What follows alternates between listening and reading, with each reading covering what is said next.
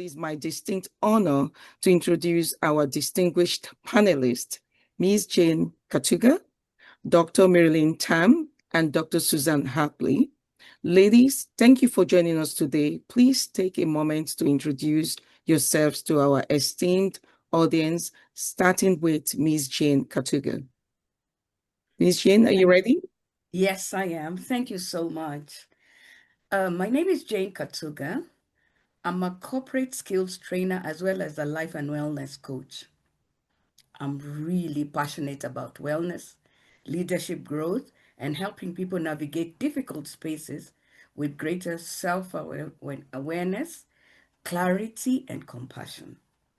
A large part of my work involves helping individuals, teams, and leaders understand the connection between emotions, communications, relationships, and performance, especially when things get a little uncomfortable and challenging.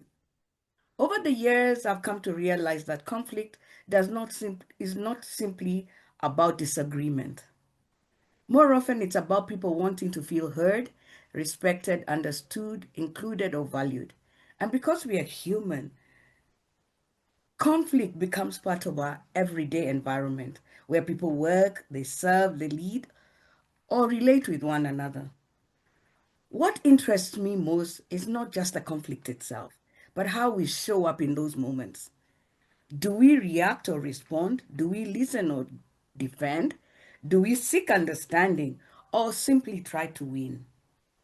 And this is where emotional intelligence comes in. And doctor, we say doctor in our part of the world. Doctor, you've mentioned it. Our emotional intelligence is the ability to have awareness and empathize with the situations. These are very important leadership skills that we can develop because difficult conversations handled well can strengthen trust, relationships, and even organizations. Thank I'm you. truly honored to be part of this conversation and I'm looking forward to engaging. Thank you very much. Thank you so much. Moving to Dr. Marilyn Tam. Thank you, Dr. Ronke. Warm greetings, everyone. I'm pleased to be here. I'm a founding member of the Rotary E-Club of World Peace, but my professional work is in business, formerly the CEO of Aveda, President of Reebok, and Vice President of Nike. Currently, I speak and consult on leadership, diversity, equity, and inclusion, some topics that don't seem to be as popular in our country right now, but very needed. I coach high-level executives in companies and nonprofits on leadership. I'm positive and passionate about fostering peace. I co-founded US Foundation, and our motto is, there is no them, only us. To understand that the world is really composed of only us here. And Robert Mueller, the former retired UN Assistant Secretary General, was my mentor in founding this in 1996. 3 published books all around this too. And as an abused and neglected girl child from Hong Kong, now living in California, I feel that my life is a testament to how amazing one's life can be if you just follow your dreams. I'm grateful to be here. Thank you so much. Moving forward to Dr. Susan Hartley. Thank you, Dr. Aderonke. I am coming to you from the ancestral and unceded territory of the Mi'kmaq, Abegweit, which we know as Prince Edward Island, Canada, and I like to acknowledge the Indigenous roots of our land. So I it's always difficult when someone asks for a bio, where to start and where to focus. I started in my youth as an activist. I became an advocate, and then I became, and I like to say, an accidental leader. So I never intended to set out to be a leader. I intended to be a contributor and part of a community. And over the course of that time, starting when I was about 12, I decided to be a psychologist. I wanted to help people that had no voice, that were the most vulnerable in our communities. And I chose psychology to do that and followed up with a profession as a clinical psychologist. I have worked as a leader in not-for-profit organizations, helping women and girls in Afghanistan access their human rights, especially their right to education. I've worked as a leader in the political sphere, locally, as working both as a candidate and as the president of the Green Party locally. I've also been a leader in education, teaching at the university here and in my neighboring province of Nova Scotia. And I've been a leader in mental health as the president of my psychological association.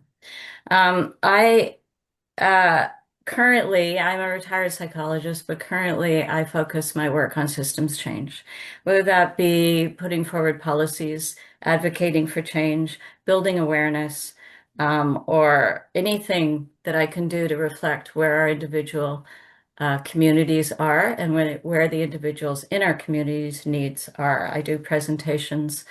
I'm a pretty new Rotarian, but I'm a Rotary Peace Fellow, celebrating my 10th anniversary since graduating from the Chulalongkorn program in Bangkok. And I use those skills in everything I do as a peace builder. My presentations generally revolve around having courageous conversations, the power of dialogue, power of inclusion and equity, especially in women's rights.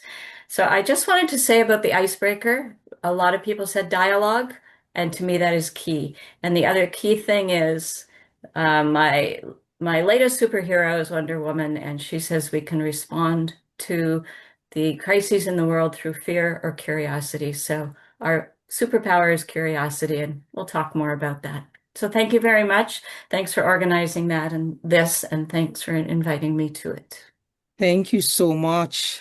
Thank you to all of you for these wonderful introductions. Thank you. So to begin our discussion, I would like to start by exploring the foundation of leadership during conflict and how leaders can respond effectively during challenging situations. The first question is as follows. As leaders, can you share your lived experiences with conflict and what healthy conflict resolution looks like in effective leadership? And if you would like to go first, Dr. Susan, that's okay. Thank you so much. Yes. So when I think about lived experience, I came from a very stable yet conflict avoidant family. And I think about that when I think about lived experience because we take into everything we do the foundations upon which we learned and grew. And while my family didn't express conflict or avoided conflict, there was a lot of tensions in my community at the time. And I became involved in anti-war protests and pro-women's rights protests. And I moved in, as I said, I had an interest very early on in psychology to help people with no voice. And a lot of my work, a lot of my lived experience came in advocating for children in care and children in abusive situations, in high conflict divorce situations. And I became very curious about how do we prevent these situations from happening in the first place.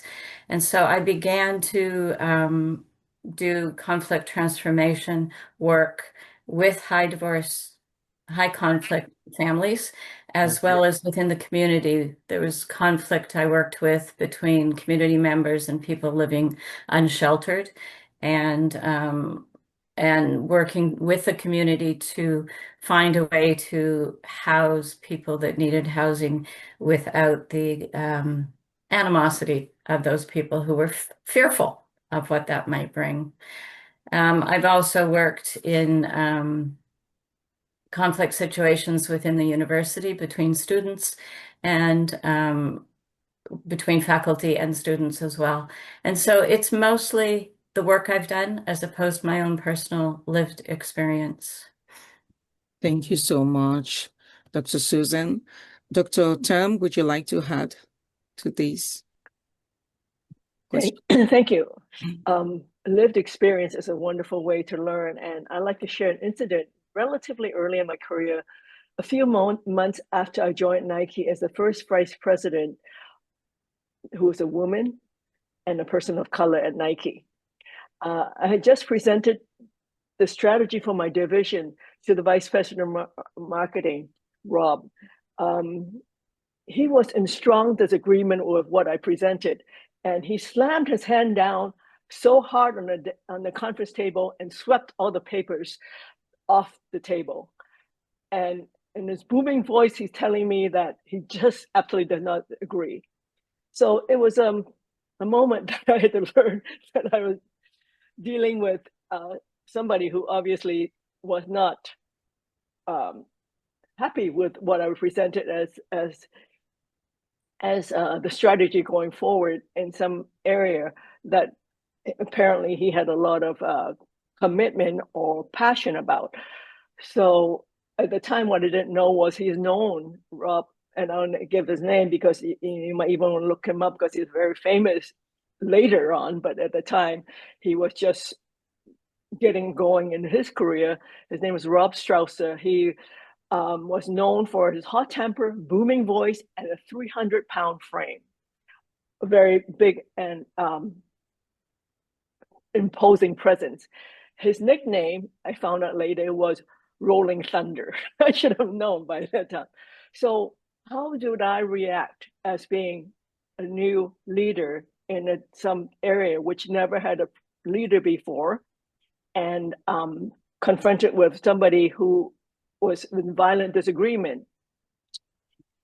I took a deep breath and acknowledged to him that I understand that you are having difficulty agreeing with what I thought our new strategy should be for the division. I'd like to hear from you what you see as the direction that we should go and what you have learned, because I am new here. And by the way, do you always express yourself in this manner? And that kind of broke the ice, and Lisi had got a little smile out of him, and he did begin to calm down a little bit. But the key that I think what I learned was that maybe I should have done more research on who I was presenting to before, but I was new to the company, and he was not located in the same geographic office as I was. So I didn't have a chance to learn very much about him in the short time I was there, working very hard to do the research, the background, and everything to present our strategy going forward, because at the time Nike was very male dominated in terms of its consumer base, as well as, of course, the internal makeup of the company. Long story short is, listening to him and asking respectfully for his opinion and his experience, he began to calm down, and I learned more.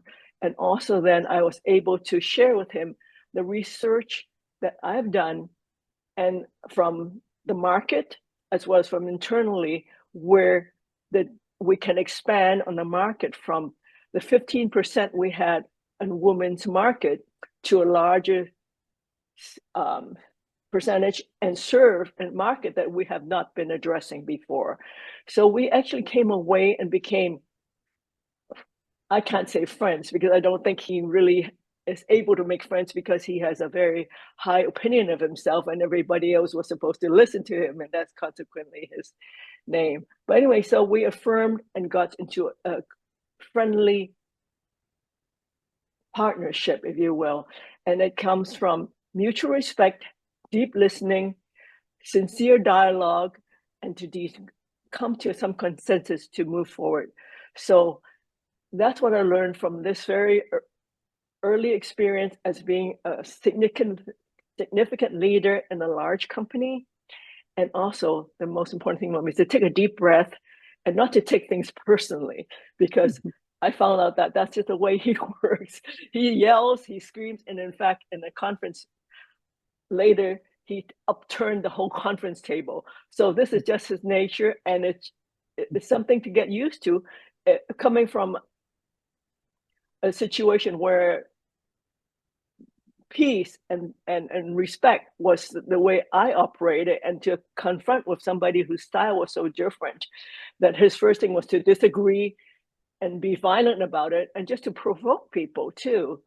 And so just pause, deep breaths, ask questions, show respect, but also understand you came to your conclusion with good reason. So develop a way to communicate and create a dialogue to create something new out of that conflict that is better than either one's opinion from before. Thank you so much. Thank you for that wonderful example that you shared. Ms. Jane, would you like to share your insights, or would you have any examples to share with us of your lived experiences regarding conflict resolutions, conflict and conflict resolution? Are you there? My apologies. I muted Or and I did we didn't lose realize that. you? Yes. Yes. So let me talk about my own internal conflict. Give an example of that.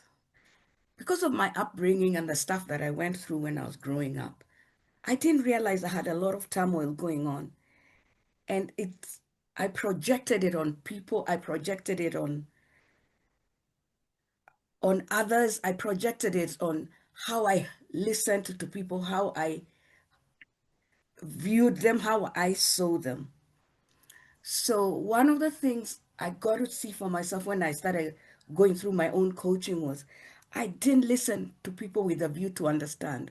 I listened to people with a view to just respond. Because I felt like I was under attack every time. Anytime someone even suggested a different way of looking at things, it always took me back to my childhood, my conflict. And I always felt like I'm being attacked. Nobody is listening. Nobody cares about what I'm saying. And when I started going through that process, I got to see I didn't hear people from where they were. I wanted to hear them from, listen to me. I'm the one, listen to me. And I realized our internal conflict really projects to others what we are feeling, and we never allow them to actually contribute to us. My listening was very minimal. I was always edgy, just wanting to say something, perhaps have the last word. And I realized I had had so much internal conflict. So before dealing with someone else's, my conflict with another person, I needed to start working on my own internal conflicts. And when I did, it opened up space for me to hear others, for me to be contributed to, for me to actually learn from others. And that was an interesting thing for me because I didn't realize that I carried so much internal conflict.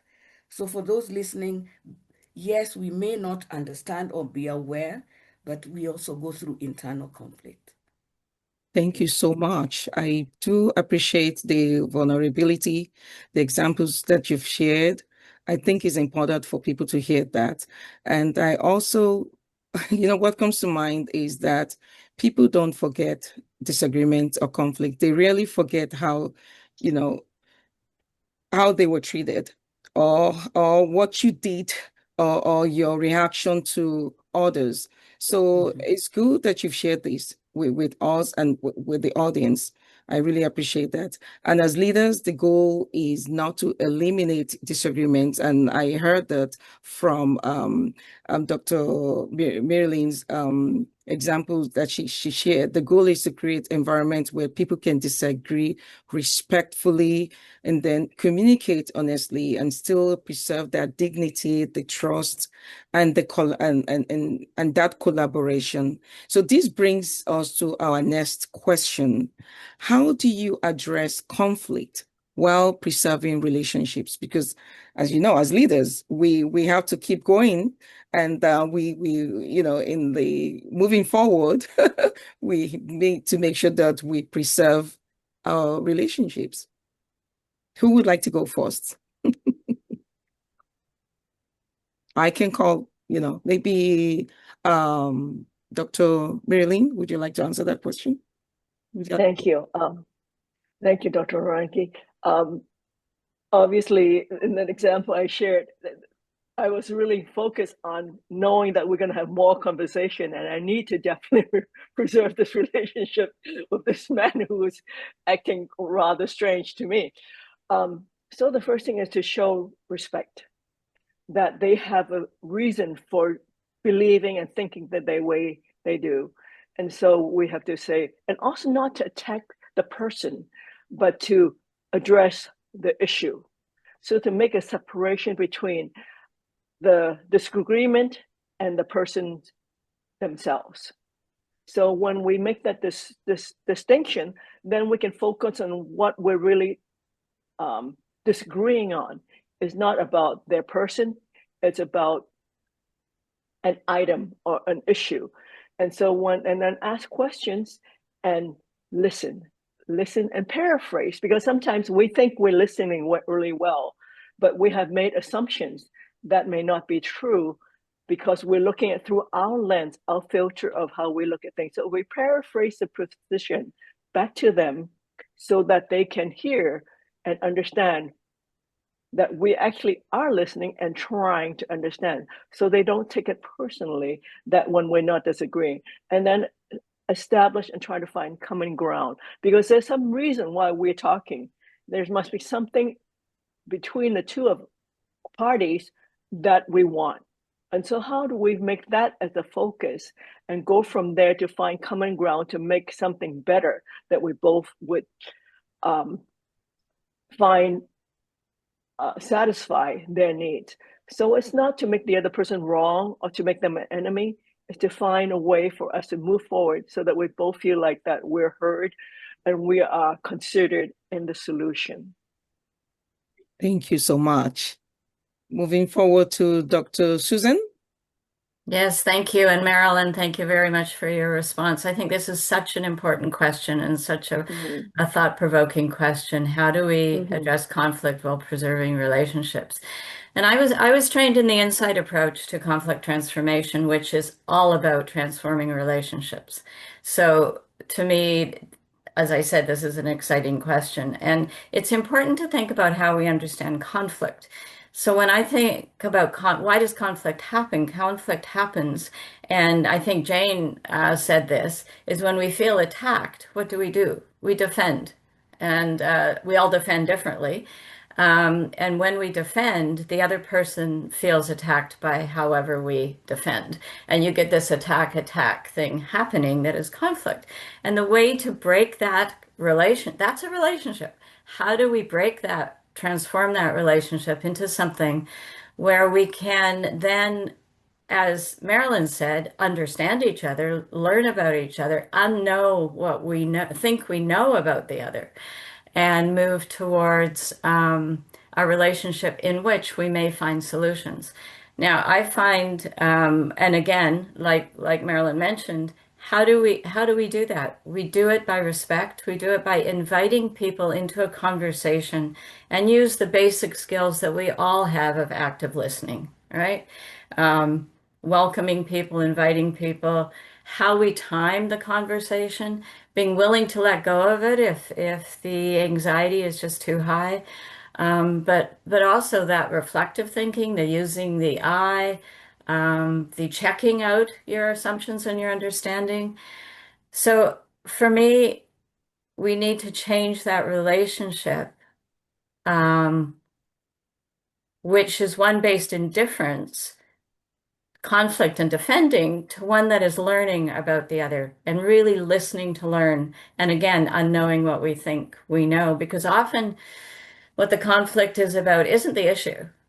It's about how we relate to each other around the issue. And if I have time, I'll give a real quick example.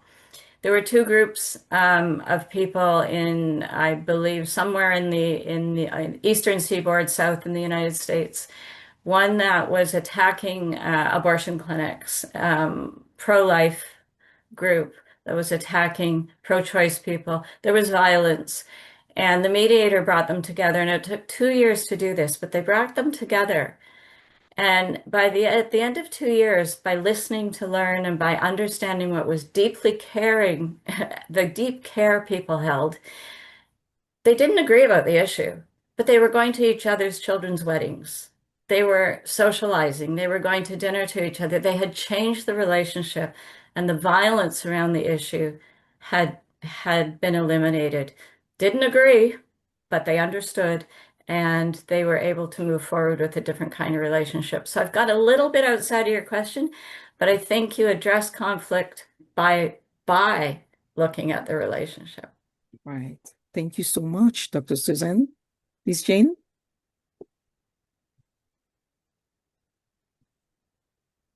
I think your microphone is muted. It's Okay, mute. I'll leave it Yeah. on now. Sorry. So I like what they have both said, the doctors. And one of the things I find which even aggravates the conflict further is when we want to change someone else's reality. We almost want to say, this is how you need to feel, or this is how you need to see it. One of the ways for anyone to feel respected is for us to actually acknowledge where the other person is. Very important. Don't look to change their reality. Don't look to change how they feel. In fact, I think one of the things I used to feel was feeling like, why am I being told what to feel? I know what I am feeling. So that ability to feel, to listen, that ability to actually listen, to understand, and really get a sense of, oh my, I didn't realize that this situation, and based on some of the ways we were brought up, it feels different for different people. So really acknowledging and allowing the person to really say exactly what they're feeling. And then we get to a place where we say, all right, a lot of times conflict will come about because there was an expectation that wasn't met. And a lot of times it wasn't met because it wasn't expressed. How do we get to a point where we're saying, perhaps we didn't start on the footing that we needed to start on? Can we go back and, someone said, I think Susan, you talked about unlearning so that we can allow ourselves space to learn. So, allowing ourselves to know we don't have all the answers. And when we get into conflict, we need to allow people to say exactly what it is they feel. So we are not telling them how to feel it. That's what I would Excellent. say.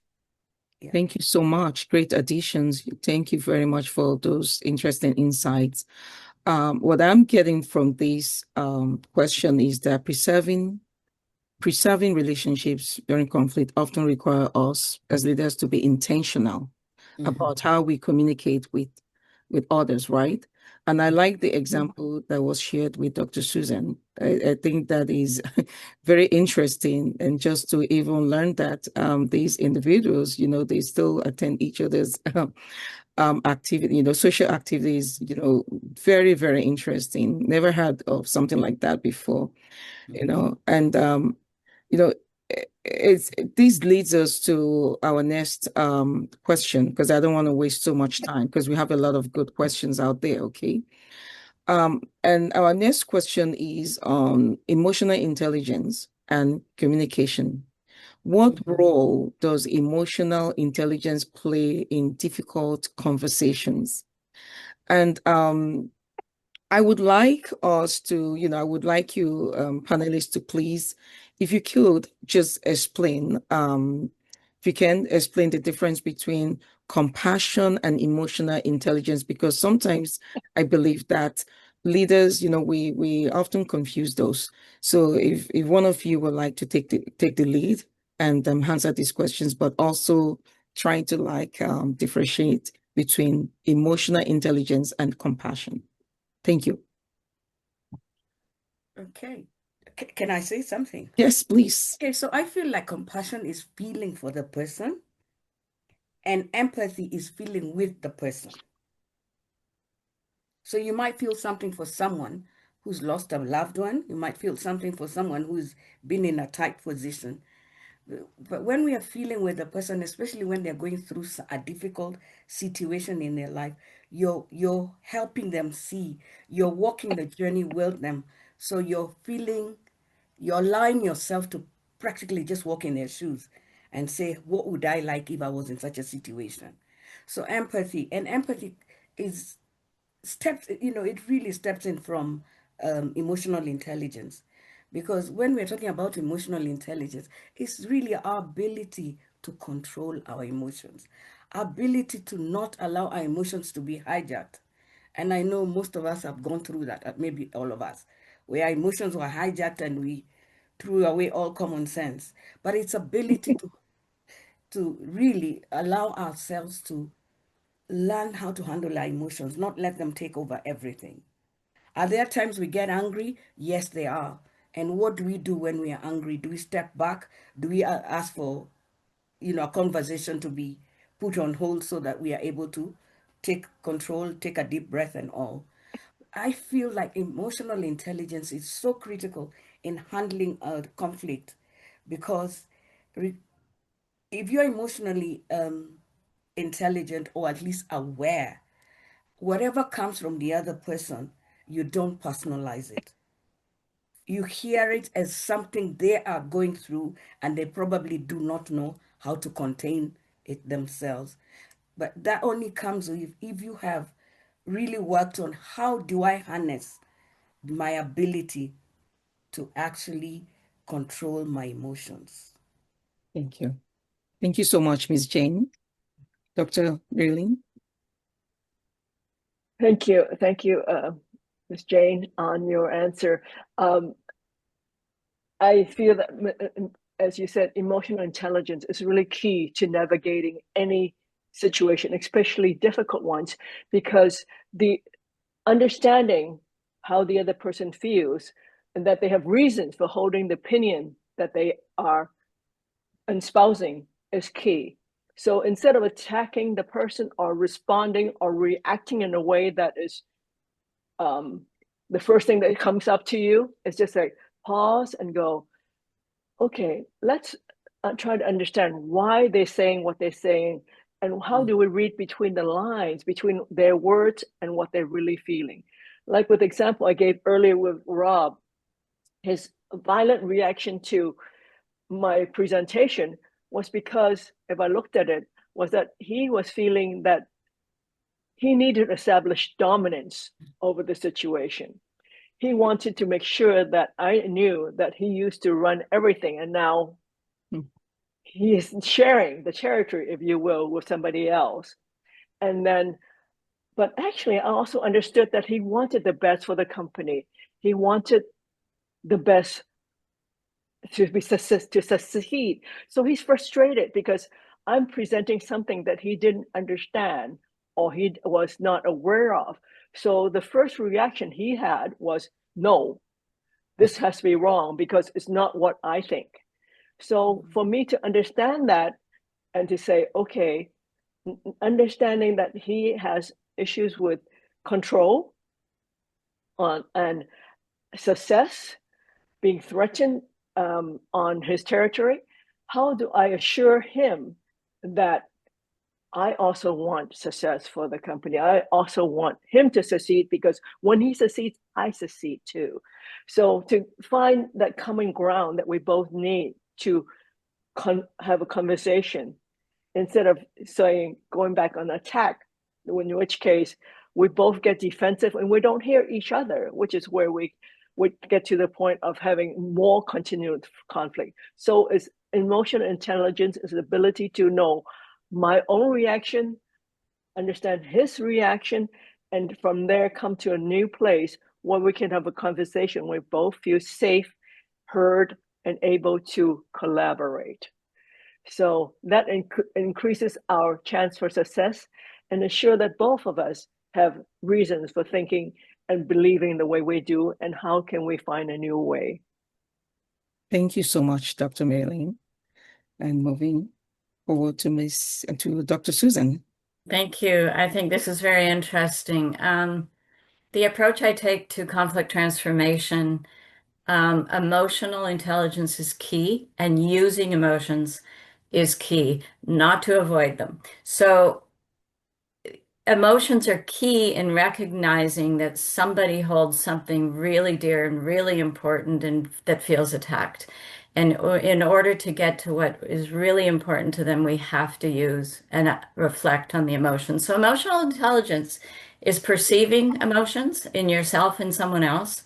It's understanding that emotion, it's managing that emotion, and it's harnessing it.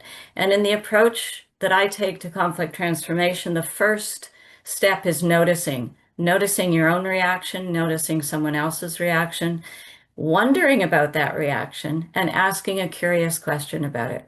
So rather than um, go, the emotion becomes the topic of conversation. And this is really important if you're a mediator. And it's easier when you're a mediator because you can notice the emotions of each of the party and you can reflect on that. I see that made you very frustrated, Rob. You know, what is that frustration about? And dig deeper and find out that it's really important to that person to be in control. And why is that? And then you dig deeper and deeper and you get to the care that is feeling threatened by using the emotions. So sometimes it's scary to stick with the emotions, but it's very important to be able to say, I noticed this, and then ask a curious question to find out what it is that they're defending against. So sometimes those emotions can be really positive, and noticing that, you know, noticing that you smiled, noticing that you have tears that seem to be positive, noticing when they're not. And that does get, as I say, it's harder when it's one-on-one, it's easier as a mediator. But I think emotional intelligence is key in having that's the courageous part of a difficult conversation. Thank you so much. Wow, I could go on and on.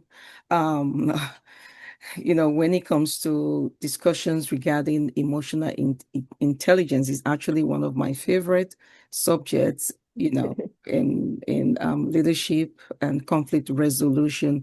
But I hear, I like what Ms. Jen said about, that's quite interesting. You said that sometimes when we get really upset, we throw away our common sense. I love that.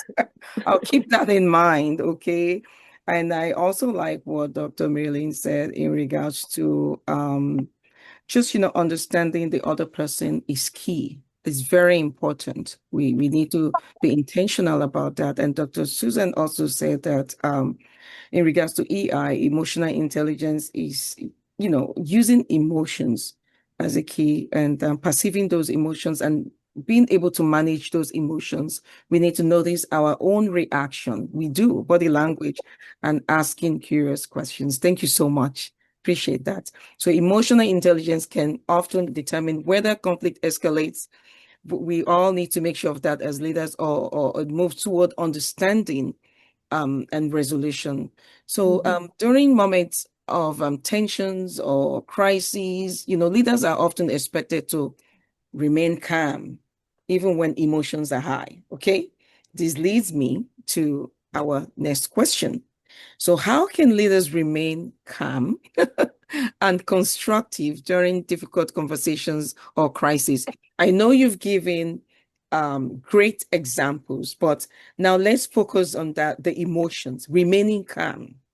All right, let's give practical examples for our audience to enjoy.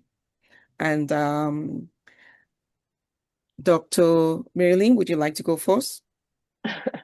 Thank you. This has been, as you saw my first example, yes, remaining calm is crucial when somebody's throwing things. But I had another boss when I was very young in my career, and he used to say when things got into be a real crisis and everything was falling apart, he'll say, it's just business. We're not saving babies. Yeah. And that was just a way of breaking the ice. But of course, since then, I've been in many situations where, yes, life and death was really on the line. So, but I still remember that phrase. It's just like, it's just business. We're not saving babies, not because it's not true that we are really, saving babies or lives, but because we have to recognize that if we panic or we go crazy, we're not solving anything. We have to pause, just go, okay, let's just assess the situation. Don't go nuts before you know what you're doing, because if you just react, whether even if it's a fire, you have to know what kind of fire. Is it a gas fire? Is it what kind of fire, so that you know how to put it out. So whether it's life, where it's any kind of situation, you have to first say, stop, what really is going on? Ask those questions that we need to ask before we jump into reacting and doing something, which may cause even more problems if we don't assess what really is going on. So I say that first thing we have to say is don't react, pause, and just assess what's going on. What really is going on? And then, if you can, ask questions, listen, respond in a respectful manner, even if the other person is yelling, which oftentimes they would be. And then continue that cycle until you get to a place where you can find common ground, develop consensus, and move out of the crisis. Because this phrase works for me now. It's just business. We're not saving babies. Even if we are saving babies, this is still the thing to think about. In other words, it's a way for us to pause for a moment and say, how can we find a solution and not just react? Thank you. Excellent. Thank you so much. Dr. Susan? I really like that, Marilyn. I think it's important to go into these situations, as Ken said, we all want to save the world, but it's one step at a time. And so that's what your It's About Business is, right? Is reminding ourselves that this is just a little piece and it's a moment in time, and there will be other moments. So there's that. I think also something Jane said right off the bat that is really important is to have your own inner peace practice and practice that daily and if you need to do it within the context of the difficult conversation, then take time to do it. So we all get triggered by different things. We all feel attacked by different things. And so knowing your own defense style, knowing and noticing again when you're being avoidant, when you're over explaining, when you're aggressive, when your body language is changing, notice those things and say, I need a moment, or can we meet later? I can't do this anymore. We need to be able to do those things. There will be another opportunity. So I think all those things. Be prepared. If you're doing mediation, meet with each party beforehand so you know what they're bringing in, so you're not caught off guard too much. And yeah, be prepared, be prepared, be prepared, and keep in mind it's only business. Thank you. Thank you so much. That was also great. Ms. Jane? I believe one of the critical things that leaders can do is create a safe space. Because when we are not feeling safe, we are unlikely to handle the conversations very well. So we go into defense mode. So create a safe space. And as Susan said, you can prepare. If you prepare early, you will know what sort of safe space would be important for those people who are having that conversation. So create a safe space. And also remind yourself it's not about winning this conversation. It's about doing it and making sure you get you have impact with the conversation you're having. Another thing to do is to perhaps ask questions like, you didn't like how it was done. If you were to suggest or if you were to propose any other way, what would you suggest it would be? So that the person feels that their ideas, their thoughts are also important. What would you suggest we do in the future? Because we wouldn't want to come to this place again. How can we handle this differently? How would we do it so that we don't get ourselves back here? That way it allows people to start feeling like, oh, I can have a contribution. Because I think conflicts come about a lot is when they don't feel heard. But when they start feeling heard, valued, seen, respected, people tend to, even if they're coming with all their swords ready to use them, when they feel heard and respected and being invited to the table to contribute, It sort of relaxes them. So leaders just remember to first make sure you create a safe space. And with that safe space now, you find that the conversation will flow differently. It will flow better and you'll have more meaningful conversations, just in addition to what everybody else has said. Yes, excellent. Thank you so much. I what I'm picking from this, from this particular discussion is you know, that space is very important. We need to create a space, a safe space.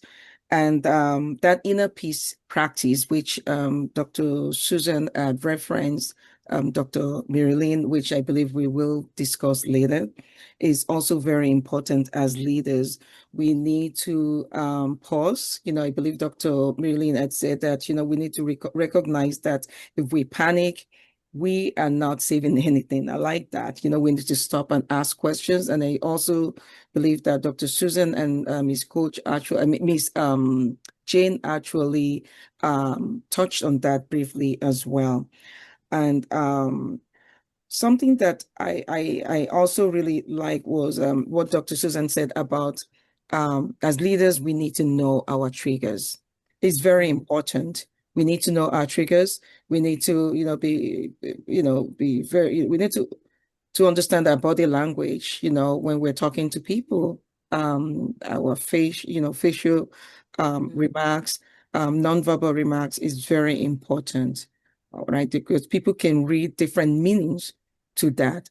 So many people naturally associate, conflict with negativity or division, as soon as they see that the first thing they say is, oh, what's going on? What's about to happen? So, and I also hear growth, creativity and transformation. If we recognize our shortcomings, we're able to transform to become into better, into effective leaders. So building on this thought, that brings us to our next segment on peace building, humanitarian leadership and solutions. So my question is, and when you think of change, conflict and change, can conflict become a catalyst for innovation?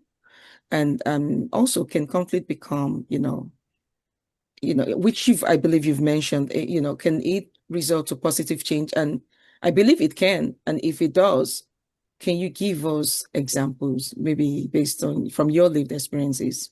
Thank you. Who would you like to start? Oh, I was hoping that maybe somebody would jump in. You can Okay. start, Miss Jane, Okay. since you asked. Yes. You. I know one of the examples I can draw from this is having a conflict with a client where things don't go well and the client is furious and it leads to sometimes a place where you feel like you're about to lose the client. And this for me is an example that I went through where I thought, this is it. This is it. I'm losing this client. And it was one of my biggest clients. And when I allowed myself to go through my own, so, that little meeting when you have, how do I handle this? Do I let it go? Because they're very furious about everything. I said, no. The truth is that as an organization, we messed up. As an organization, we didn't live up to what we promised. How do I handle this? I went and owned up. And I said, yes, we have fallen short. This has brought us to this place where you've lost a lot of money and it's affecting your business. I'm taking responsibility and I'm saying, give me another chance. Basically, I was able to offer them something and also give them, ask for a chance to make it right. And amazing is that from that day on, we started talking more often. They also taught me how to be more vigilant about how things were happening within the organization. But more importantly, we ended up actually becoming friends. From that conflict, and when we were truthful with one another, when we sat down and I was ready to put it on the table, not fight it, not defend it, just be truthful and allow her to talk about how she felt without judgment, it allowed us to create a a lasting relationship. We're friends to date, and that was very many years ago. So yes, it can. It can lead to that. Thank you so much. Great Yes. example. Dr. Marilyn? Absolutely. I think you're right. In conflict can become a catalyst for innovation, which is what you're asking for. Because when it's conflict, that means there's two differing opinions on some particular topic. So if we try to find the place where we can agree, that means we have both sides have to come up with something that they have never done before. So it creates innovation. Creativity is called for because we have to resolve something that seemed to be impassable. So we both sides have to think of, oh, how can I get what I want? And also allow the other person to get what they want because both points are valid. Sometimes it's not either or, it's and. And so when we get to that and place, it has to be because something new has birthed. Yeah. So going back to my situation with Rob, his focus was male sports. My proposal was to add women every day, as well as athletics and all that. It's not either or. We need both for the company to really flourish. So how do we integrate both into the system that was made only for one thing? So we have to modify the system, modify the production, modify the marketing, modify everything to accommodate both sides. And it was successful, as you can tell what happened with the company now. It expanded because of conflict. Great. Thank you. Dr. Susan? Thank you. As human beings, we like things to be predictable. We like familiarity. We like sameness. We don't like change. Conflict makes us change, and which is a good thing, which is innovation. So I think conflict, big conflict or little conflict, tension, fear, all of those things tell us that we need to change something, and it motivates us to change things. So I liken it, I studied as a neuropsychologist, so I liken it, and I think it's true that the brain wants to take us to familiar places, and being in conflict makes us build new neural pathways, which takes us to new ideas and new innovations. And something Marilyn touched on that I think is so important, it brings in diversity of experience, diversity of opinion, diversity of ideas, and it opens up huge possibilities. And we do not get innovation unless we allow for that kind of uh,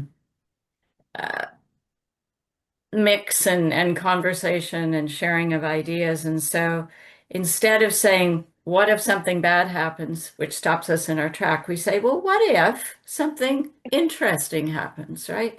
And we move forward. And we only do that through the fear and worry and anxiety that comes with change as human beings, I believe. So, yeah, I mean, I think it's an impetus, right? Yeah. I agree. I agree. Lots of great examples. Thank you so much for those valuable insights. What I'm hearing is basically, conflict handled constructively can become a catalyst for innovation and growth in a nutshell. Yes. Yes. Let's keep this conversation going. So let us transition to our book discussion segments. I have some fun questions, really nice questions regarding your books, because we have two authors here, Dr. Susan and Dr. Marilyn. And I'm going to start with Dr. Susan. So as you can see, today's conversation, it continues to highlight that conflict resolution is not simply about proving who is right or wrong, right? So it's about creating understanding, preserving innovation, relationships, and moving forward toward healing and constructive solutions. So I would now like to briefly highlight insights from from Dr. Susan's book, and I want to make sure that I get the book title correctly. Yeah, thank you. Global Voices for Peace. I memorized it. Global voice. Can you please let them say that? Global voices for peace. You shared a powerful story of a woman who chose understanding over blame after the loss of her father. Oh, wow. Hmm. Yeah, That story beautifully illustrates how some of the most transformative moments in conflict resolution happen when people are willing to move beyond accusations and seeking understanding.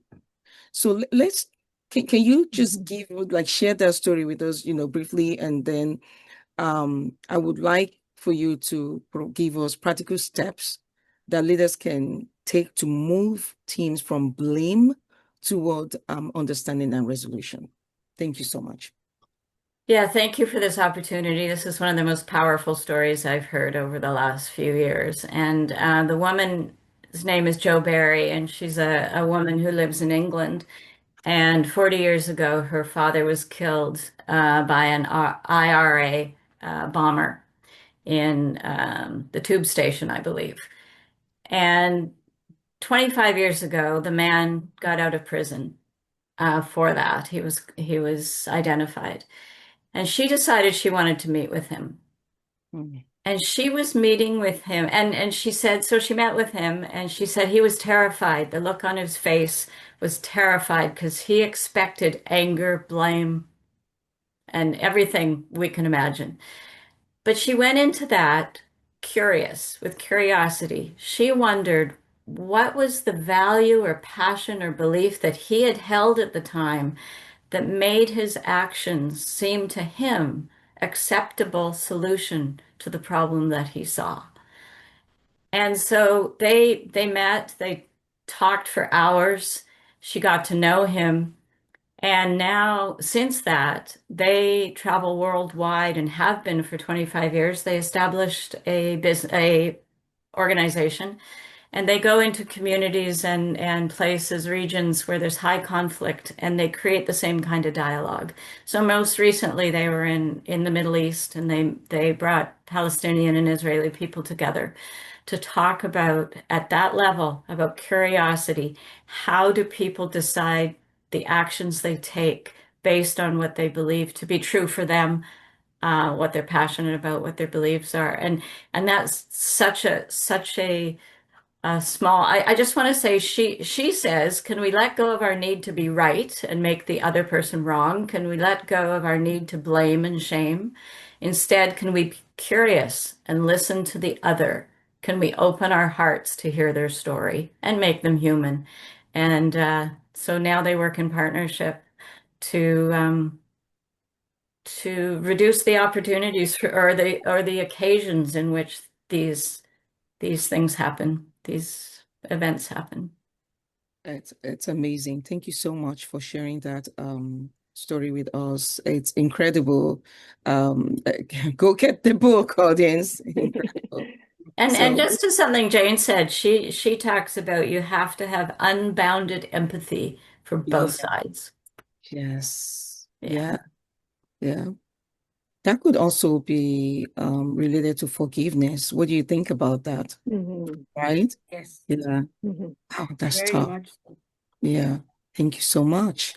Thank you so much, Dr. Susan. So, Dr. Marilyn, one of the powerful messages from your book, The Happiness Choice. If I'm wrong, please show your book, okay? I believe it's called The Happiness. Yes, yes, that's it. The 5 decisions that will take you from where you are to where you want to be.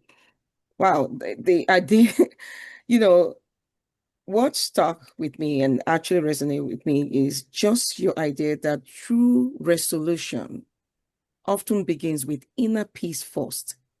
And I believe Dr. Susan also touched on that as well briefly. I appreciate your perspective here, honestly. You also discuss how leading from anger can keep people trapped in conflict. Wow. Instead of moving toward healing and resolution. This indeed is great wisdom to me personally as a leader. So my question is how can leaders choose to use that inner peace to regulate their emotions and guide others, toward resolution instead of escalation during workplace or boardroom conflicts. Go ahead.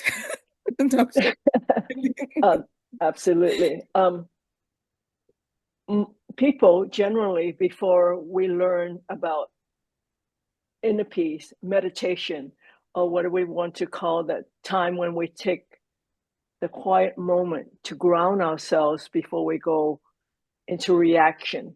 That is so powerful. And I had to learn it because for my situation, coming from a very difficult childhood and then leaving home early, coming to another country, looking different, small immigrant woman, all the different things. And then with so many judgments coming at me before I even had a chance to say the first word or do anything else, I had to learn not to react. Because if I reacted like the people that were responding to me by the way I looked, the way I sound, the way all the other things, I would be in conflict all the time. So the first thing I had to learn for myself is how to be grounded and knowing with a peaceful heart and peaceful mind. I'm not perfect at it, but it certainly helped me through every situation that I've come across, personally as well as professionally. Because professionally, that's another issue. A lot of times, because of my stature not being that big of a person, and many of the people that work with me being male, white, and very tall, the average American business executive is male, white, and over 6 feet tall. I'm 5'4", but I'm standing really straight. So, and being a woman and small, people just assume when I go into a situation that the white man with me is the boss. So, any situation, I had to learn to be calm, present, and not react. And just from my stature, from my conversation, from the way we react, that I am indeed in charge, but not by being forceful in the sense of being aggressive, but just being innerly grounded in strength. And that was what I call the inner peace that we have, not to get offended because they don't recognize who I am or who you are, or who they are, but just to come from that place of peace. And then from that, it just transforms the situation into something that is good for everyone, because we are not reacting. We're both coming from the place of, how are you? Who are you? How can I learn about you so that we can have a place to communicate in a way that brings us both joy? I love it. Thank you so much. We can keep going, and I'm looking at our time. We have to keep moving forward. Miss Jane, would you like to add your perspective to this discussion, or are we good? Yeah, let me add something. I was involved in bringing communities together during one of our post-election violence time. Every cycle during elections, we have violence. So I was bringing communities together. And you brought out a very good word. And the only way we were able to come together and find a way forward was through forgiveness. Because we recognize a lot of times, most of the things that made us get into fighting, get into killing each other, was things that were told to us, and told to us in a way that we felt we were being hurt by either this community or the other community. But when people sat down together to ask, have you ever hurt me? Have you ever been hurt by this person? There was no such thing. It's just what was said. So to be able to move forward, we found forgiveness really helped us let go of all the anger we were carrying, all the preconceived ideas we had about each other, and we were able to let go and realize the only way we move forward is to actually forgive each other so we can be at peace within ourselves and peaceful with our neighbors who we are not asking to leave. I mean, they are going to be our neighbors. We are communities. This is how we live as communities. So since we are not going to actually tell them to move a whole community, if we can forgive each other and find ways in commonality rather than the differences. And I'm not saying difference is bad, because difference can actually help all of us grow. Initially, what we said is, let's look at where we have common issues. And there were so many.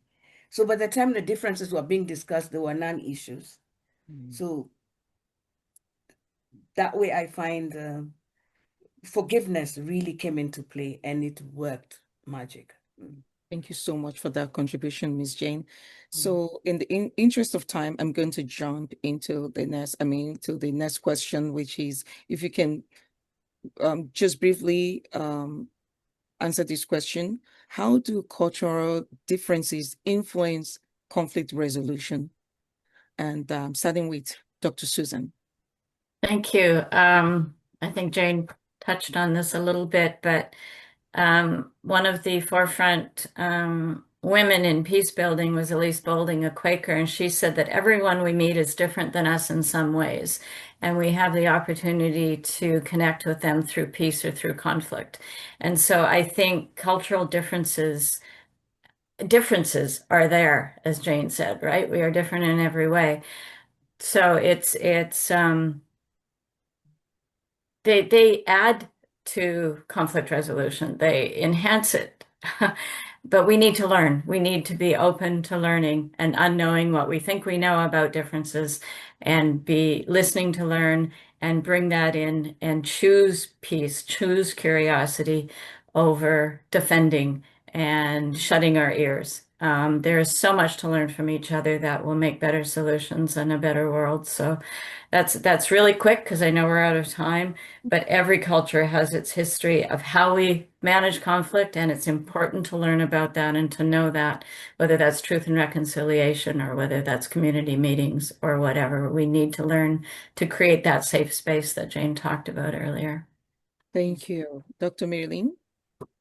Thank you. This is such a crucial thing for us all to understand that cultural differences influence conflicts so much because of the underlying differences that we have in different cultures. And I've worked in 120 countries, so I speak from experience of, just to take a country, in Asia, male dominance is an issue, veneration of the aged, importance of saving face, and that all the things, that's just giving you an example of things that we have to remember when we go to, or in another part of the world, it could be different issues, but each country, each area, each culture within a country has different values. And when we understand that before we go into a situation where there potentially could be disagreement, if we learn that before we do it, it saves all the pain and agony. So it takes us, makes us take the effort to learn before we engage. So learn before you go in, because cultural differences makes all the issues either make it smooth or create roadblocks we can never overcome if we don't understand them. Excellent. Thank you so much. Ms. Jane? I think one of the important things to do is not make any culture wrong, the cultural difference. There's nothing wrong. It's just what they have. So I can give you an example of something I did. I had all these communities, and they all had so many ideas about what culture works and what culture doesn't work, and which is wrong and which is right. And all I said is, let's have someone from every community telling us how they build their houses. Yes, and each one understood and explained how they build their houses. And in the end, I asked, how many things did you learn that you didn't know before you came here? And everybody was like, whoa, I didn't know you could do this, you could do this. And I say, rather than using the cultural differences to fight each other, how about using the cultural differences to learn from each other and grow together? Perfect. Well said. Thank you so much. Thank you. So moving to our almost final question, All right. So I like, I like the conversation on cultural awareness and understanding, Mm. and that understanding that, it's important that we value that as leaders, you know. And of course, because, leaders, they could make mistakes because they don't have that knowledge of that. Mhm. I believe that there should be more training on cultural sensitivity. I think we will benefit from that a lot because it will also help us to avoid, unintentionally making mistakes that escalate tensions rather than resolve them. Does that make sense? So Mm. as such, and this is like a two-in-one question, what is the biggest mistake leaders make during conflict? And what final advice would you give leaders who want to become better at conflict resolution and peace-centered leadership? It's a mouthful, but I just wanted to make sure that we address that before we close these, because we also want to give our audience questions and interactive discussion. Who would like to go first? Okay, I'm just gonna call Dr. Yeah. Dr. Susan. Sure. Thank you. I think there's a few mistakes, but in my experience, the biggest mistake is leaping to a solution or a fix to things before you understand, before you unlearn what you think you know. Really give the other parties the opportunity to express what's really deeply important to them before you understand that. Because without understanding that, you can't build a relationship. And if you don't build a relationship, you can't have that collaboration that Marilyn talked about to find better solutions. And so I think there's that. And I think what we can all do, I think it's really important for people to practice and learn. Some of these concepts seem easy, but they're not. Having courageous conversations is not easy. We as human beings want to leap to a fix. We know, right? We already know what to do. We just need to convince the other person that that's what we need to do. Doesn't work, right? So learning those skills and having opportunities to practice them, I think all leaders, all Rotarians could benefit from that. Yes, Mm. I agree. Dr. Oh. Mary. Thank you. I think the biggest mistake that I've experienced in watching leaders and myself is not to assume, because a lot of times when you're the leader, as Dr. Susan says, you just kind of move ahead without everything being said. And also to understand that as the leader, other people might acquiesce to what you're saying because of just the power you project out, that they might agree with you because you're the leader. And if you don't ask the penetration questions, if you don't really pull out all the wisdom and insight they have, you're not going to get the best solution. And it's easy because when you're the boss, other people seem to just go along with you more times if you don't give them the space. So in any kind of conflict solution, don't push ahead before all the resolution has been aired out, because different people may have tendencies to agree, not because they really agree, but because they don't want to create more conflict or be the one who is holding out. But they may have a crucial piece of information that they haven't shared yet, but they're afraid to, they're hesitant because the boss is pushing ahead. So it's very important for us as leaders to know that we have, just by our presence, but our nature, that we can override other people's opinion, knowledge. And so for us, it's important as a leader to really listen, ask questions, and explore possibilities before we go forward. Well said. Miss Jane? I think one of the things that leaders really need to recognize is that no one really has monopoly of knowledge. Oh, Okay, so if we come from that premise that we don't have monopoly of knowledge, then how do we allow others to contribute to us? So one of the things I find, sometimes you go into a meeting and rather than inviting people to be part of it, or how you reach out to them, you're telling them what to do. It's coming out of that telling culture. So none of us likes to be told what to do. We like to feel like we were part of the decision on how to move forward. So having conversations where you ask, if we are moving forward, I would like to hear everyone's idea on how we can make it better, because we are all part of this. I think the thing about, and I think it's Marilyn who alluded to that, you go to a meeting and you have people saying yes and actually they mean no, and their meetings then start taking place immediately they leave that meeting. And they're saying, gosh, he doesn't even give us a chance to talk. I guess he knows what he wants. And there's no agreement, so there's no ownership. And then sometimes, even when they can see things going down, they'll be like, oh, but he's the one who decides on everything. So we'll just let him come in and tell us what to do. So, really, you need to have involved everyone feeling that they're part and parcel of that organization, that team, whatever it is that you have come together to do. Everyone needs to feel they played a role, they've contributed to what's going on. Because once they have ownership of that, it becomes easy for things to progress without much conflict. Because then you start having, oh, you agree with him, we don't agree with him. Therein lies our conflict. But when we all have a chance to say what it is that we feel can change or can be done differently, it minimizes chances of conflict. Excellent. Thank you so much, Ms. Jane. Thank you. So in this segment, what I like and what I heard what you've said is, I believe Dr. Susan said we need to have courageous conversations. I love that.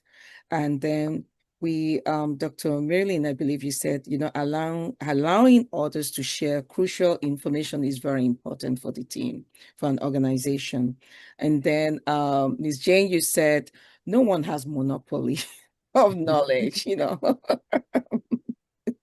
We should allow other people to contribute their own knowledge, because you never could tell, what you could get from that, golden nuggets from people. Thank you. Excellent. This is wonderful. These are powerful insights, and what I keep hearing is that leadership during conflict, we require communication. I noticed that we keep touching on communication, empathy, courage, emotional intelligence, the emotions, and intentional conversations and decision making is very important. So this brings us to the end of our discussions. So, however, I would like to include our audience at this time, to open this discussion for audience questions, comments, or reflections before we move into our closing remarks. Mr. Ken? Yeah, that sounds great. Wow, what an hour and a half of packed with information. I've actually been on this earth for a while, and I changed my whole perspective today. I think I really did. So thank you for all that. And yes, if anybody has any questions, please raise your hand on that. Hopefully you can all hang around for about 10 minutes to answer some questions. And any other questions that you might have or want to get in touch with any of our panelists, you can write to rotarywda@gmail.com. If you're also interested in more about the club, also you can write to rotarywda@gmail.com. Barbara, did you have your hand up? Yes, thank you. First of all, I want to congratulate you for enlarging our vision, enlarging the fact that we can handle conflict. And I just love all the panel. I wanted to ask Jane a personal question. Jane, when did you realize that you had to go inside, or you realized you were conflict in your own personal being? And how do you brought that into what you were doing in your daily life? Thank you for that question. I was having everyone I interacted with, they seemed not to be bringing out, I felt like they were doing the wrong thing. They were not saying it right. They were attacking me. It was all them. And at some point I said, the whole world, somebody hooted at me. Look at those drivers. It was all them. They were doing this to me. And all these things were happening to me. At one moment, I remember when I was going through my coaching, someone says, you keep talking about things happening to you. Why don't you start happening to things? And I thought, I've never heard that statement before. And she says, you need to stop and start asking yourself, could there be something in here rather than out there? Because we can't blame the entire world for not being the right people or not doing the right things. And when I started that journey of looking, it took me a while. It's not something that was easy. I didn't even want to hear that conversation. I didn't want to have that conversation because I was feeling like she was not listening to me, even her. It's them. But when I stopped and I said, let me listen, really truly listen, I realized I had so many things I was carrying. There was inner turmoil. And because of the inner turmoil, I was projecting it on everything and every person that I interacted with. And I asked myself, how do I want to move, going forward? Do I want to continue being this person? I may not fully understand what is going on, but can I do something different?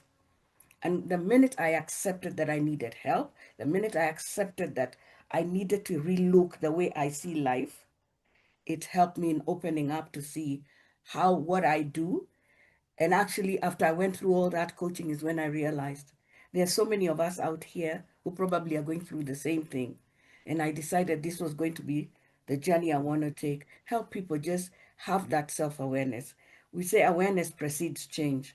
You need to be aware. And the minute you become aware, then things just start popping up. Oh my God, oh, well, that was me. Oh, wow. I didn't even realize. And that helps, you know, help helps in actually seeing yourself. It was like having someone put a mirror in front of me. It wasn't the mirror I wanted because I think I broke a few, but yes, it was I have that. one more question. Marilyn, how did you avoid judgment when you went into Nike? What was it that kept you on your toes? And how come you didn't have judgment against all these white men who were taller than you? I realize, as Dr. Jane was saying, if we point a finger at somebody, there's all these other fingers pointing back at ourselves. Mm. So when we think that way, if I'm pointing my finger and saying that person has whatever issue, what does that say about me? I'm making a judgment just like they are. So I have to honor each person because I want to be honored. So how can I judge the other person because I'm just doing the same thing they are?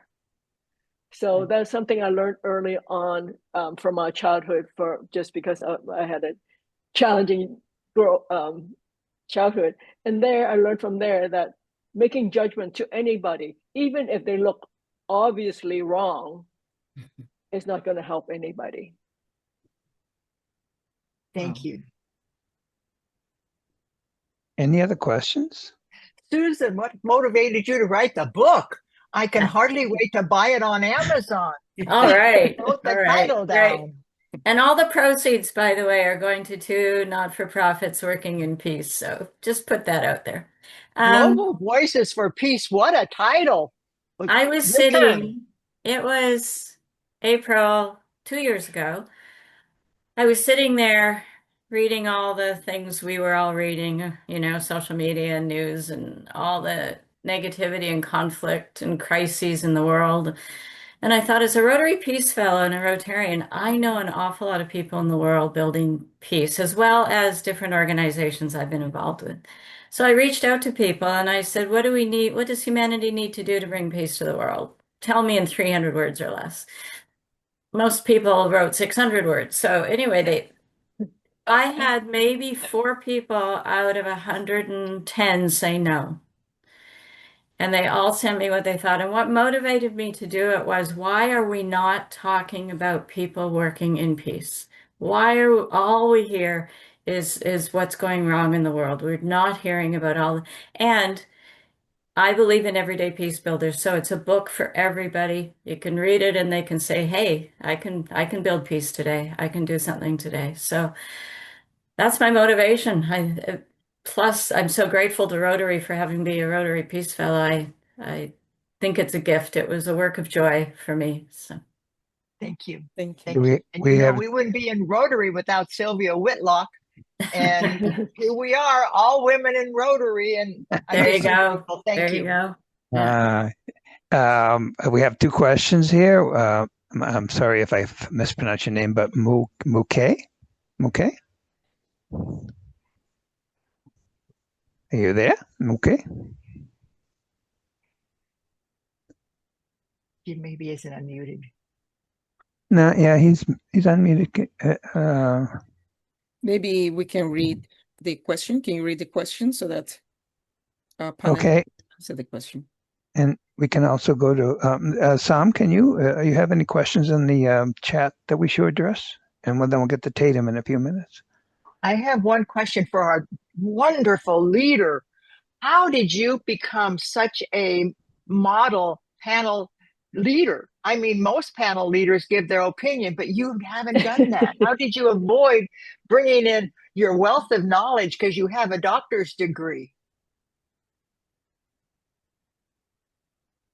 That's for you, Dr. A. I it's a good question. I think I just, I like to, for me, I enjoy realistic conversations, real conversations. I enjoy meeting people, having true life discussions, and always interested in learning. And when you learn, you grow. And humility is also very important to me. In your humility, people, will most likely want to engage with you. And also honoring people and respecting people's voices is really important to me. I believe in networking. I believe in relationships, and just learning. So, and I don't know what else to say, Miss Barbara, but I just enjoy good conversations, honestly. When I meet new people, I just want to engage. I want to learn from you. I'm hungry for wisdom, for knowledge. Thank you so You much summed it up, and you're Yeah, a leader. Leaders yeah, listen. so much. yeah. Real leaders listen, and you listen, and I bless you all. I Thank you. cannot thank you enough. I'm on 192 Peace podcasts, and Thank each you. of you are going to be invited, and we're going to get to 200. Come on, we can do it. Yeah, we like it. We like it. Tatum, you have a question? Yeah, I guess first of all, awesome discussion and thank you. But I feel like in my line of work, we just don't make time for resolution. People don't make time for understanding and to, respect cultural differences. So I guess my question is like, how do you create opportunity and time? Because I think deep down, when two individuals make time, they can come to a compromise or an understanding. But I feel in my society, it's just rush, rush, rush, go, go, go, on to the next, on to the next. So my question is like, how do you build that into your businesses or your relationships to where you value time to like slow down and actually make true connections to mediate and to understand? Tatum, what's your workplace? Well, I'm in education. And so I've been a special ed teacher for 15 years, but I'm also taking on some new little projects with advocating and a program director position for a transition program for adults with disabilities. And I just feel like a lot of the tension and misunderstandings come from like not actually creating time to learn, to hear, to ask the tough questions. So if I can respond, I think the long vision is policy change. within the Absolutely. organization. Oh, yes. I know, but that takes so much Yeah. time too. Yeah. Yeah. And the other, I don't know, some ideas are, putting it out there to other people. And if there's a critical number of people who are feeling that way, maybe you can make a proposal to have a time. The time is spent in conflict that you're not even aware of, Yeah, right? absolutely. You're probably losing a lot of time because of conflict. Maybe not, but so I think it's prioritizing it, but you might need a critical mass of people to express that. That's just off the top of my head, as somebody who looks at policy, systems change through policy. Yeah. I know, but even implementing them and getting them going, but no, I agree. Thank you. Great question, Tatum. I do it one-to-one, do your own thing. 5 minutes Yeah. connecting. Yeah. That's true. Yes. Yeah, I think one just needs to be leaders, we need to be intentional about giving that time. Mhm. That's what comes to mind. We have to. Yes. Awesome. Tatum, Thank you. can I add a little bit? I find that things that get measured get done. Get done. So yeah. get scheduled, get done. That's So right. somehow this had to be raised as something that is an issue that needs to be measured. The number of conflicts, you said you had X number of conflicts, whatever way you want to quantify that. And if we gave an hour or whatever, you allocate the time and schedule it in for conversation, it will change. But first of all, you have to measure something to quantify it, to say, this is the issue, and here's a proposed solution. So when you give them, present it to the group as the issue and the solution, it might get much more of a positive response. Yes. Yeah. Excellent. Can I Thank you. Thank Can you. I add something onto that as well? I Go think ahead. one of the things I have seen in organizations, once you're able to quantify and put it in money terms, how many hours are we wasting? What is it costing? And you can see it's actually affecting the business. And you put it in money terms, it's more likely to get some attention Yeah, from the top which leaders. that's Yes. probably our other problem, right? That the money part is going to get their attention. Yeah, but you see, you can quantify all this as time wasted, Yeah, and also how it affects the business. So when you right. put it in money terms, it gets more attention. But we are saying it's important that you bring it up. Yeah.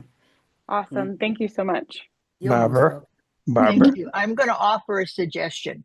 I am Okay. very busy. Why do I use Zoom? I have now become a Zoomer. It saves time. I don't have to Yeah. drive to a damn meeting or to a darn conference. I take the time and I get my group together and I say, okay, we're going to settle this conflict on Zoom. And Zoom allows you to see everybody's face. And I say, everybody show me your face because your face expresses what you're feeling. Right. And I just love Zoom. And I want to thank you for today. I saw these fabulous 4 women. And next time, Ken, I want you on. We haven't seen one male tell us how great it is to resolve conflict. Thank you. Thank you. You're welcome. Thank you so much. Nima? Okay. I have one question, and to everyone, the panelists. My question is this: I have been really working on a piece for years and years, but sometimes authority and leadership don't listening to me or to us as women. And I'm a woman with disability. Last time I was in Washington, D.C., sometimes they don't really look at you. They think you come to begging money. What is I can do for to understand what I'm requesting, because we are in a conflict in DRC Congo for so long, and right now is my community is targeting with drone and with war, with that kind of how I can do.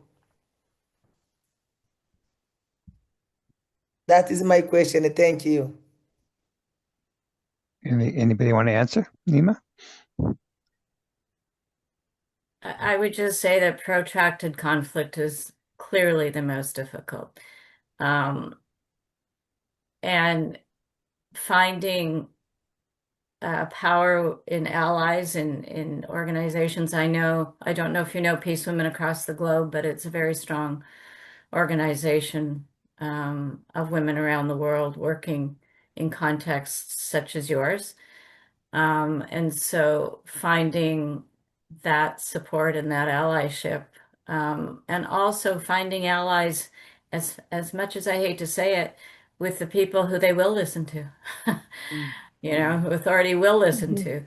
We as women have figured out how to do that at times because we've had to, right or wrong. So, my heart aches for your situation, and I'm sure the other women on this panel have much more experience than I do in replying to your question.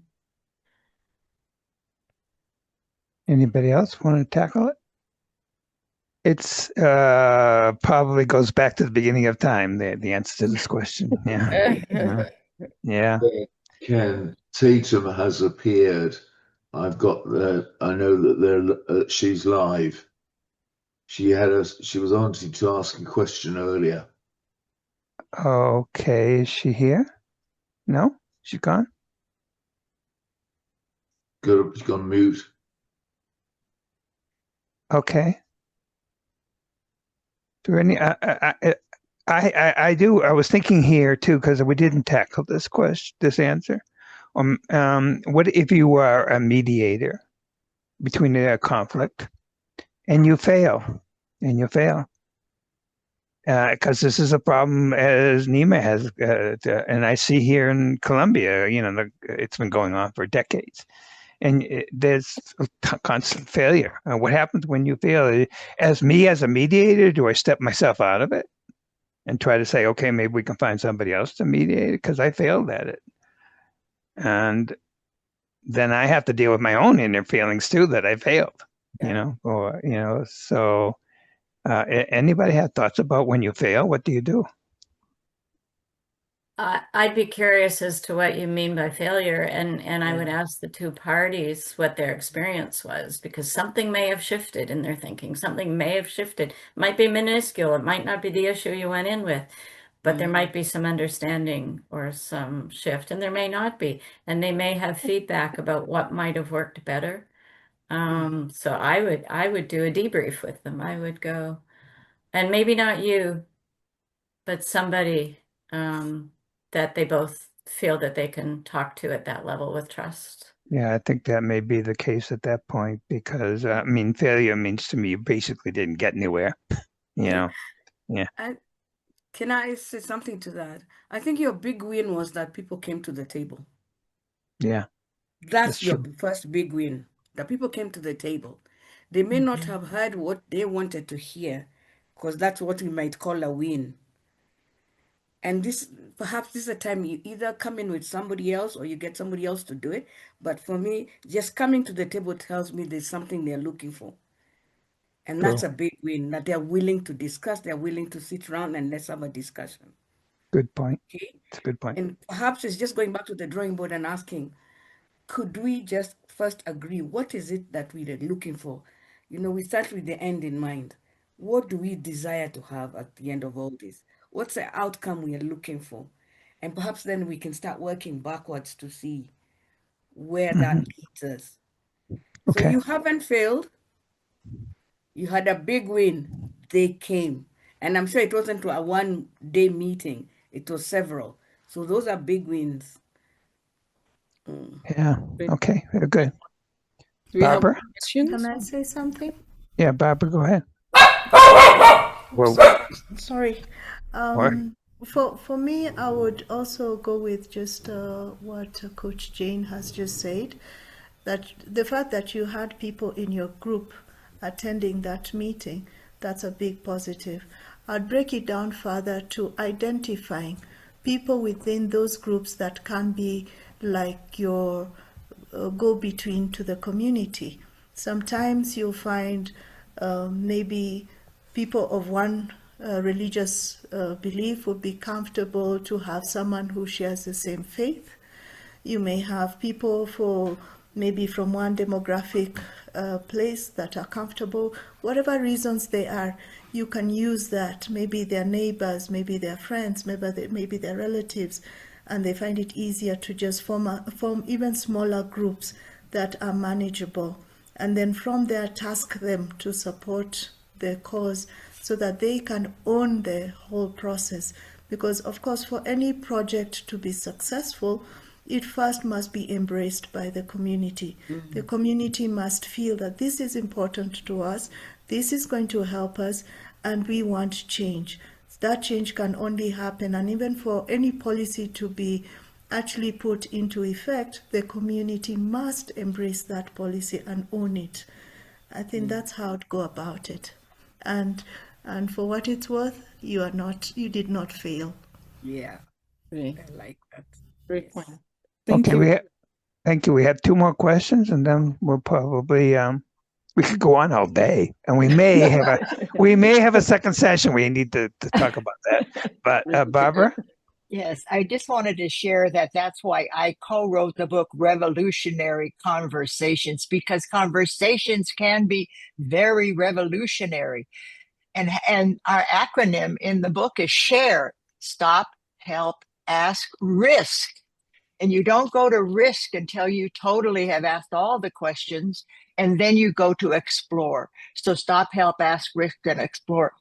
And then I have a mentor of mine who passed. She was trying to work with the 2 horrors on this planet, countries that don't get along. And she had to start with the question, what do we have in common? And there was silence. Until she said, you all ate breakfast. Let's discuss what you ate for breakfast today. And that was how she got them to laugh, to understand. And then I'll never forget the Dalai Lama, who said, if you're in conflict, have a picnic, bring your grandchildren, bring your children. And all of a sudden, you're eating together. You know, these are the things that we carry with us, the wisdom on whose shoulders we stand. And God bless you, Ken. And for you, Doctor, and I don't know how to pronounce your name, our wonderful leader, Ari Donkey? Dr. Aderonke, or Dr. You know, I have interviewed so many peacemakers, but today I've learned so much. How can I learn more? Because of this group. Thank you. Thank you so much. Thank you. Mark? Yeah. Mark Stoddart from Scotland in the UK. I was just curious, how would you deal with, say, somebody with a disability, like a neurodiverse individual that, say, has a slow processing disorder? How would you go about dealing with somebody like that? Have you any experience of it, any of the panel? Do you mean an auditory processing, a cognitive processing? Well, so it's on quite a lot of different spectrums when you start to use the word neurodiverse. There's no 2 going to be identical. Well, I think it's what we've all touched on is you do your preparation and you gain your knowledge and you create a safe space and you learn what will work for them. And if you can't provide it, you find somebody that can. It would be like having a sign language person with you or an interpreter or yeah, I don't know.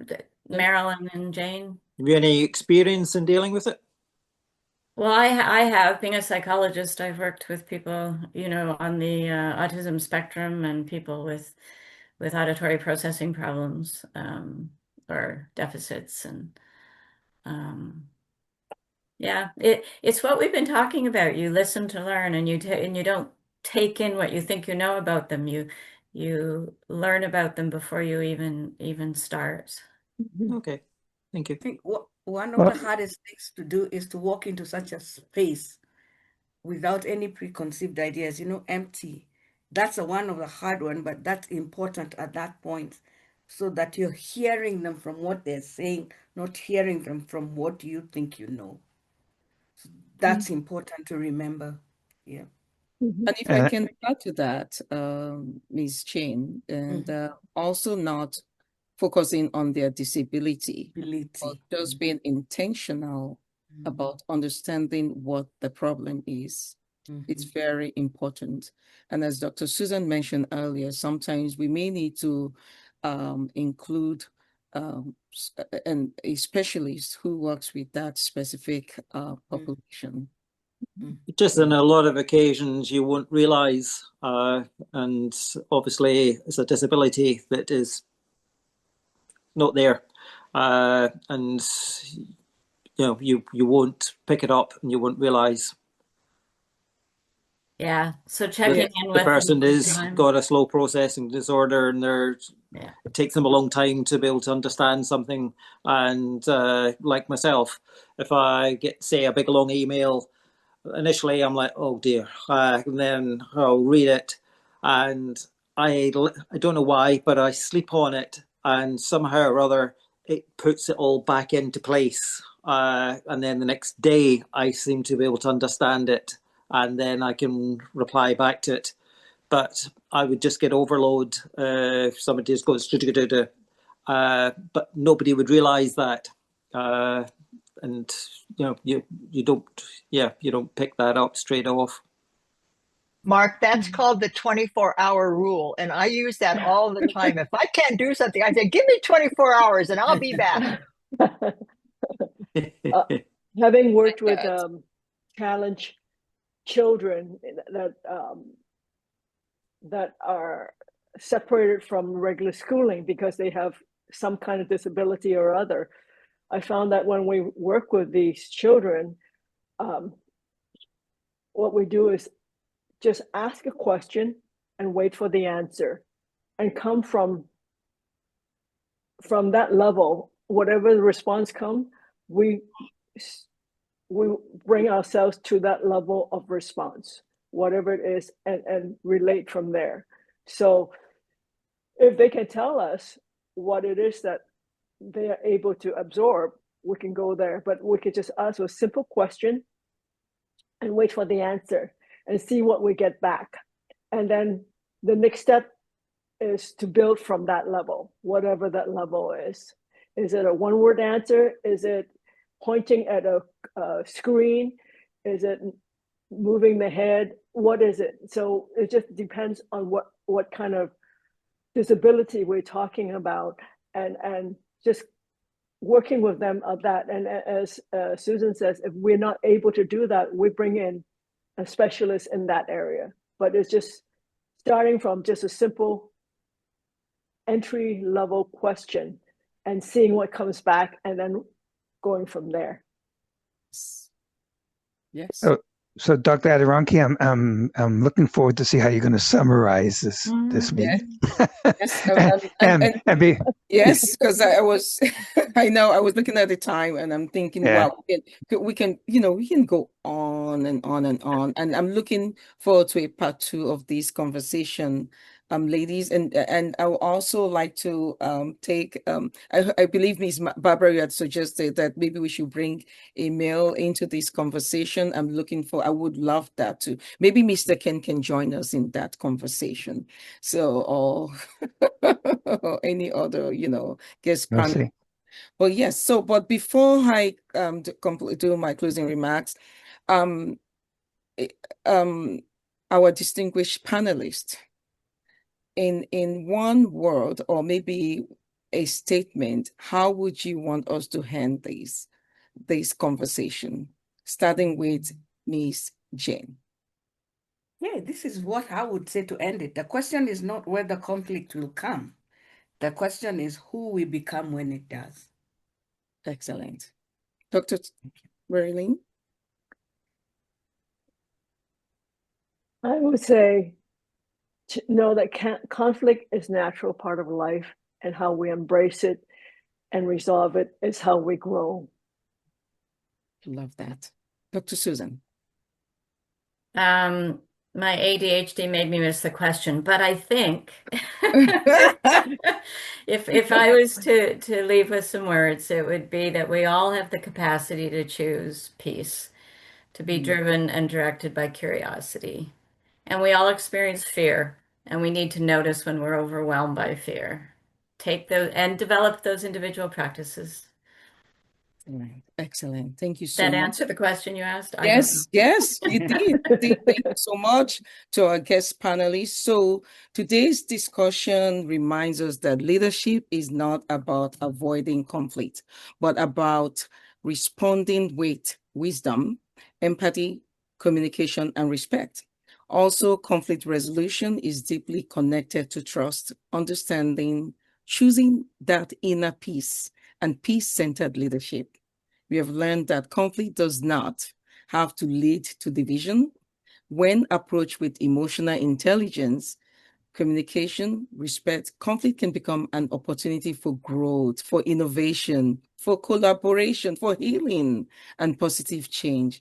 One powerful lesson that I'm taking from today's conversation is that peace-centered leadership is not weakness. It is wisdom under pressure. Leaders need to see that. So as leaders and advocates, may we continue to choose dialogue over division, understanding over assumption, empathy over hostility, and peace over conflict. On behalf of the Rotary Club Rotary Club of World Disability Advocacy, I and Mr. Ken sincerely thank our distinguished panelists, Ms. Jane Katuga, Dr. Marilyn Tam, and Dr. Susan Hartley. I encourage you all to go and get Dr. Marilyn and Dr. Susan's books. You will learn a lot, great stories, great things that you learn from these books. And thank you to everyone who joined us today. We appreciate your leadership. We appreciate your questions and participation. We hope this discussion inspired you to continue leading with peace, compassion, courage, and purpose. Thank you so much, everyone.